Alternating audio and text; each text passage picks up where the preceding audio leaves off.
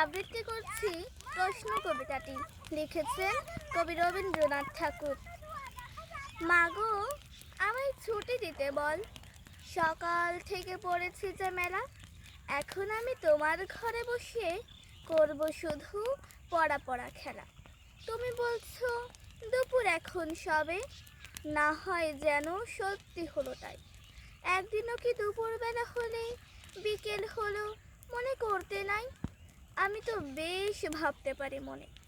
সূর্যে ডুবে গেছে মাঠের শিশে, বাগদি বুড়ি চুবড়ি ভরে নিয়ে শাক তুলেছে পুকুর ধারে এসে। আধার হলো মাদার গাছের তলা, কালি হয়ে এলো দিঘির জল। হাটের থেকে সবাই এলো ফিরে, মাঠের থেকে এলো চাষির দল। মনে কর না উঠলো সাঝের তারা, মনে কর না সন্ধে হলো যেন।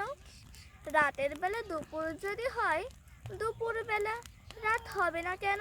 সবাইকে ধন্যবাদ।